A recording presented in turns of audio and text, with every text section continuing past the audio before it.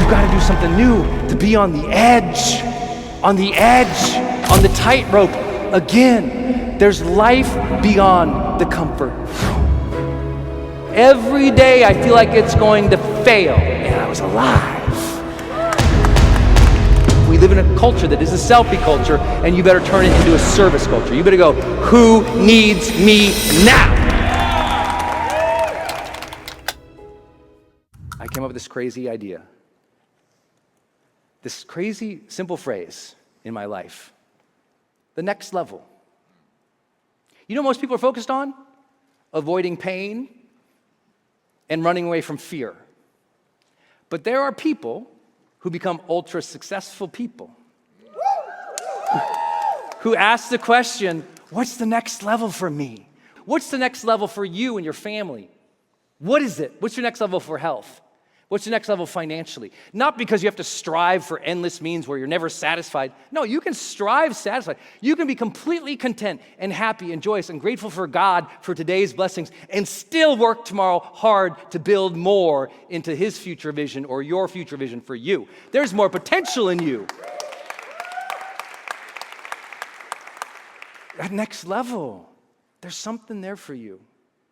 Stop spending the day complaining about what's here. And start thinking about what can be there for you when you grow into it. What could be there for you? I'd written that first book, Life's Golden Ticket, and I'd done those little events and those little seminars. I thought, you know what? I'm going to go big. I'm going to do something no one's ever done before. I didn't know how. I said, you know what I'm going to do? Life's Golden Ticket, it's a parable. It takes place in an amusement park, the book does. And there's a character who goes to the amusement park and has these magical experiences with these different carnies and people at the amusement park who reveal to him why he can't love and why he can't have success in life. He learns that he doesn't know how to love or have success in his life through all these different metaphors at the amusement park. I said, honey, we're going to bring it to life. She says, what do you mean? I said, I'm going to rent the Ringling Brothers circus tent. And we're going to get these characters, and we're going to get people in there, and we're going to act out life's golden ticket. We're going to bring the book to life. She's like, you're going to get a tent? I'm like, a tent? My friends are like, how are you going to afford a tent? I go, I don't know. But I'm going to get a tent. So I contact Ringling Brothers, and I said, I would like to partner with you to get your tent and to bring people there, and we're going to do kind of like a revival, but more of like a self-improvement thing. But I need all your, I need your strong men, and I need some, people from High Wires and stuff. And they're like, who are you? Can you afford to do a buyout of our tent? I go, oh, absolutely not. But could we do something? They're like, who are you? See, the whole world's like, who are you? You're so scared they're going to say, who are you? You're terrified. You're going to come up with this idea, and someone's going to go, who do you think you are? Everyone at every level, at all of your next levels, your next level of income, they're going to go, who do you think you are? Your next level of work and promotion, who do you think you are? Everyone is always going to ask that, so you better know who you are.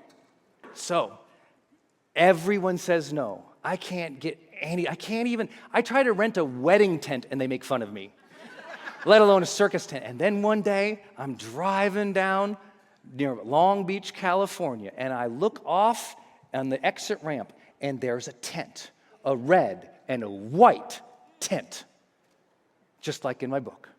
Oh my God, I hit the brakes. I go reverse on the interstate. No one said I was smart.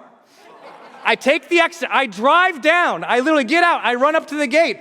I'm like, can I talk to who owns this? They're like, would you like to buy a ticket? I'm like, no, who owns this? You mean the owner of the thing? Yeah, well, he's in that thing over there. I said, I got to talk to him. She goes, you got to buy a ticket first. And I had no money.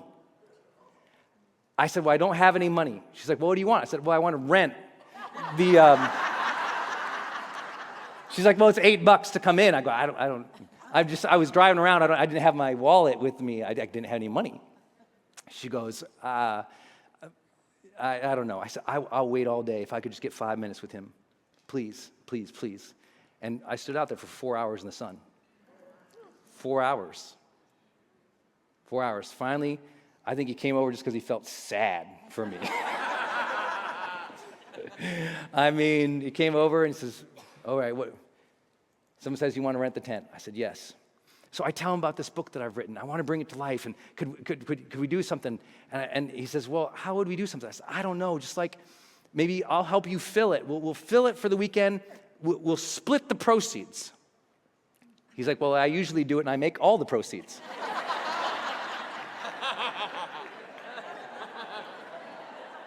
Right. How about you have all the proceeds up to what you normally make, and anything above that, I can have. He's like, how about no? Well, how about we split it? How about we get this much what we usually make, and then anything extra we'll split? Yes, let's do that. And this is the Life's Golden Ticket tent.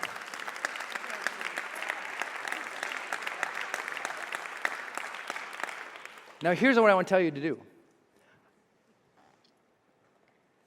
Believe beyond your capabilities. I didn't know how to write a book, but I wrote 6 of them. I didn't know how to do videos, but my videos have been viewed now over 1 billion times. I didn't know how to shoot an online course. I've got 30 online courses that all earn over $1 million.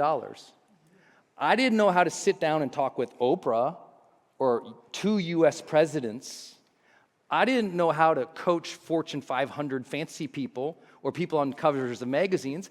And back then, I didn't know how to do an event in a tent outside. But knowing how should never be the obstacle. When you know who, when you know what, you will find the how. You got to tap into what is true for you at this next level. What do you want now? What do you desire? What's the dream?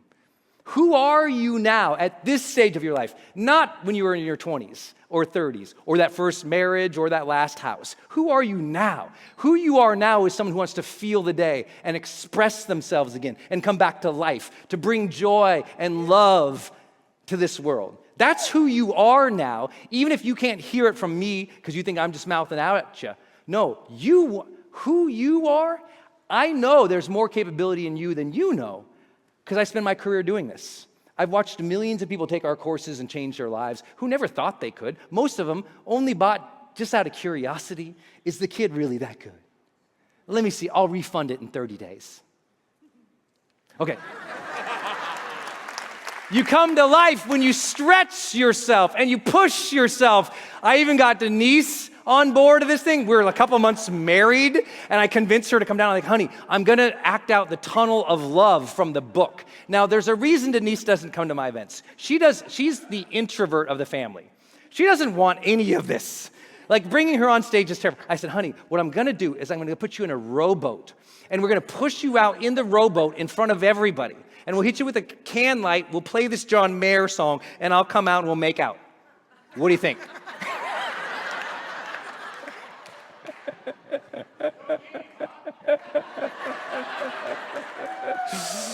Oh my gosh! I get my parents to come and volunteer, and my parents are there, and we're just all believing it's going to turn out fine. We have no idea how to do it.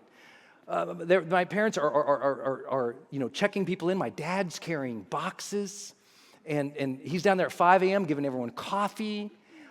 It's a true family event, and it is terrifying every single day. First night of the event, I feel, oh my God, we pulled it off. Thank God the first night, and it's a 3-day event.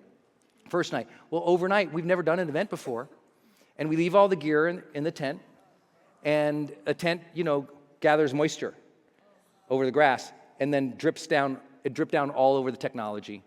Ruined all of our sound and our video the first night. By the mid-second morning, the fire marshal comes over and says, hey, because he sees the big tent, thinks there's money, comes over and says, hey, I walked around here and, your extension cord isn't 6 inches from the thing over here, that's a $500 fine. And then by afternoon, he comes back with another city guy and says, hey, you only have 2 air conditioning units out here. You need to have 3. Otherwise, we're going to shut you down by the end of lunch. I go to the guy, how much to get another air conditioning unit here? We have to have it by the time people come back from lunch. And he says, oh my God, we need another air conditioning unit? We've never needed another air conditioning unit. They're shaking you down. I go, I don't know what to do. Another air conditioning unit for that tent was $40,000 for the next 2 days. I have no money. I have to go and ask family and friends and other people to help me coordinate and find somebody who will give us an air conditioning unit, which they do for $15,000, but we had to borrow the money just to get the thing to go on.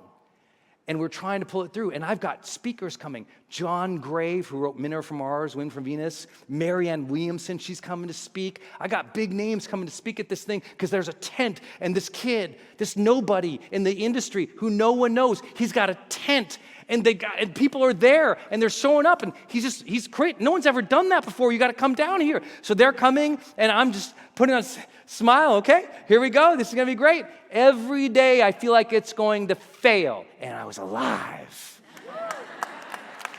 You know what I'm saying?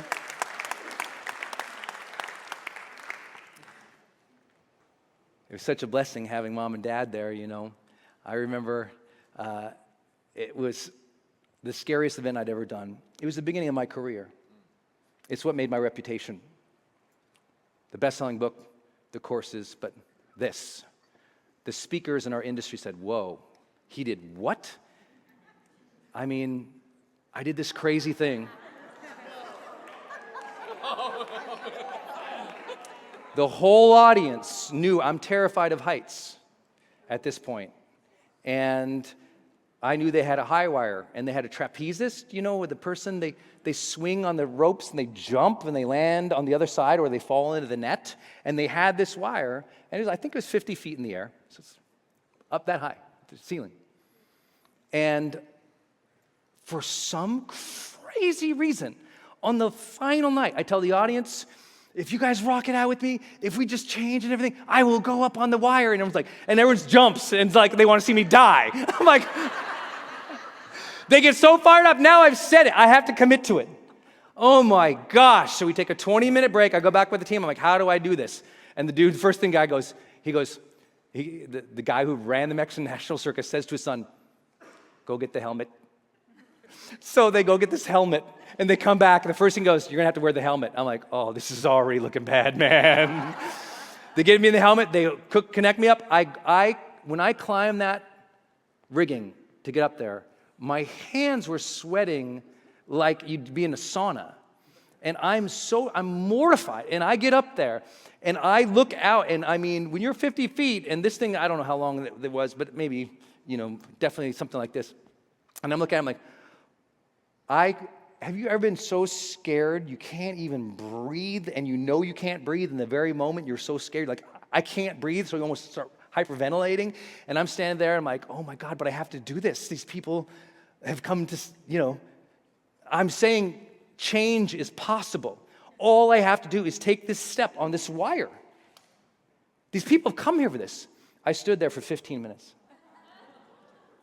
I couldn't do it. 15 minutes.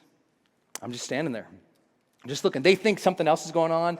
The guys are playing music. It looks like everyone's getting ready. Oh no, I was frozen. I was frozen, and I just kept thinking how scared I was, and then I remembered, I'm scared. I'm scared. I'm scared. Somebody to fight for. Someone to fight for. If you can't get over your shit, you better find somebody or something to fight for. You better take your focus off your stuff that you got from your school, from your high school, from your building, from your house, from them, those things you haven't forget, that shame, and you better take your eyes off of yourself. We live in a culture that is a selfie culture, and you better turn it into a service culture. You better go, who needs me now? I was like, these people, they are clapping. They have come to see this. My family is down there. I got to pay for that $15,000 stupid thing. I need, you know what? here we go. And I just took this step. And it shook. I pulled it back.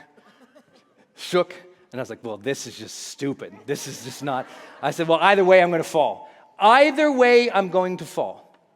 Might as well make it fun. I'm just gonna sprint. I love this picture. The woman on the right is one of my best friend's moms. She's so terrified. Notice, everyone is looking up. She won't even look up. She knows I'm gonna die.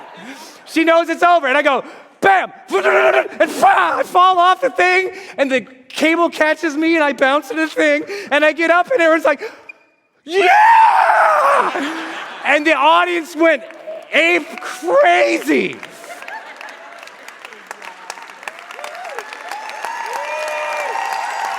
Crazy. Never in my life have I had anywhere. I've spoken all over the world, biggest arenas. I've never had an audience. I don't know how, there's a couple hundred people. Never had an ovation like that in my life.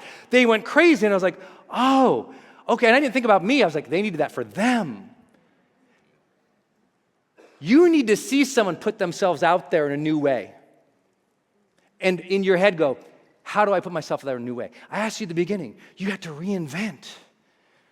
You got to find a new way to do things in a different way, in a different format, even if it's awkward, even if it's weird, even if you don't know how it's going to go, even if you don't have the script or the outline, you got to do something new to be on the edge, on the tightrope again. There's life beyond the comfort zone. You got to find that again. We have so many people living in their boring lives and they complain about someone else. It's like, no, put yourself out there, stretch. Have that ambition that is beyond your capabilities. If your only goals are what you already know how to do, that's not a goal. If the only goals you have are things you already know how to do, that's not a goal. That's a task. It's a checklist item.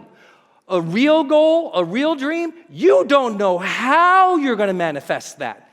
You don't know how you're going to build it. And when other people see you do, it is a difference maker. My whole family there. This is one of my favorite pictures of my entire life.